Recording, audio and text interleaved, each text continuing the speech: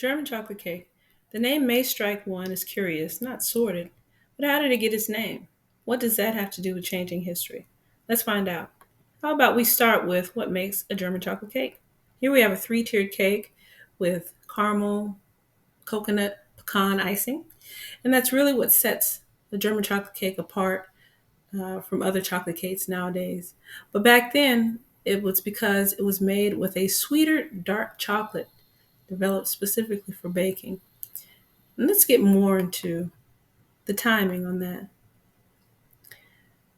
Sam German's chocolate creation was sold to Baker's Chocolate Company in 1852. And then over 100 years later, Mrs. George Clay submitted her German's chocolate cake recipe to the Dallas Morning Star on June 13th, 1957, as the recipe of the day. When General Foods, the owners of Baker's Chocolate Company at the time, found out that the ingredients for this cake were flying off the shelves, they reprinted the recipe and sent it, along with a picture of the cake, to several news outlets nationwide. In that reprinting, somehow the apostrophe S was dropped, and thus creating German chocolate cake. It's pretty simple, though. Was it really that simple at the end of the story?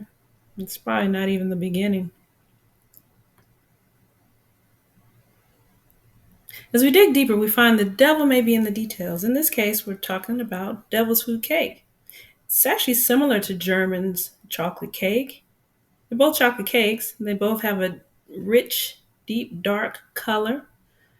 You can add to this family also the red velvet cake, which the only difference between devil's food and red velvet is the fact that the red velvet cake uses beet juice to make its coloring. But these dark chocolate cakes also share a certain moisture texture to them, although they do vary in density. The devil's food cake got its name because it is the dark and spicy uh, cousin or of its predecessor, angel's cake. And the first recipe for devil's food cake was printed in 1902. The recipe originated from the southern states. It's like a lot of good cooking.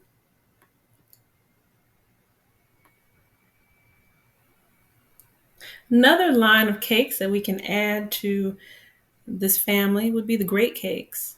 As the definition says, these were big cakes that were made with spices like cinnamon, cardamom, cocoa, right? So they were chocolate cakes. Beet juice could be used, cherry juice. Here I have an example of a recipe for the George Washington chocolate cake that uses cherry juice. And this is actually the picture of that cake. So you see the deep, rich chocolate coloring, which I'm sure is heightened by that cherry juice. But they were spicy cakes. Sound familiar? Kind of like devil's food. Now, even though Martha Washington was known for her great cakes, she, of course, was not in the kitchen making these cakes. In fact, we know that they were enslaved people working for the Washingtons and creating these uh, delicacies for their guests.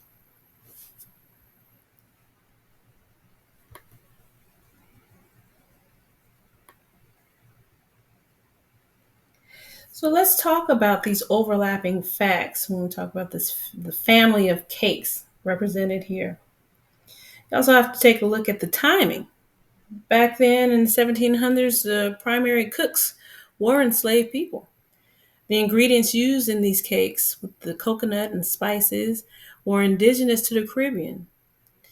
People from the Caribbean would have knowledge of how to put these ingredients together.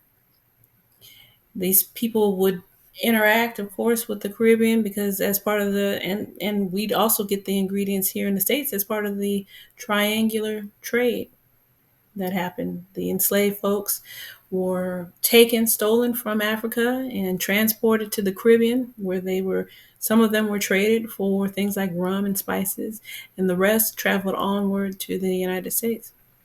We also know that the southern states were populated primarily by Black people, upwards of 60 or more percent, even in some states. And that's an estimate. We know those are inaccurate because the records are inaccurate.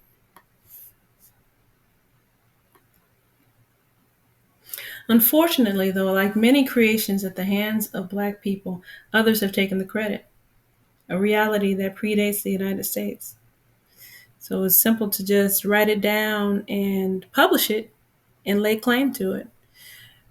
More difficult for people who was barred from learning how to read, write, or apply for patents.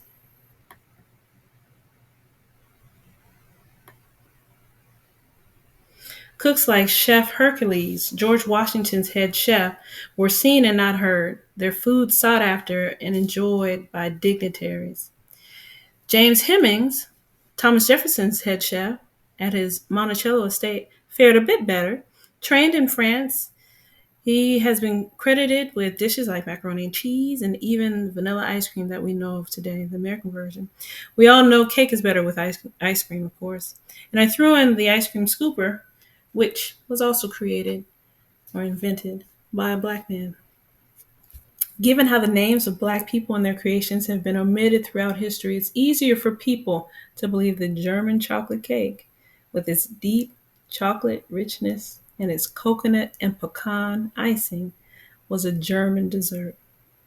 If it's that easy to change the origins of a recipe steeped in culture and tradition, what about bigger, more significant accomplishments of times past?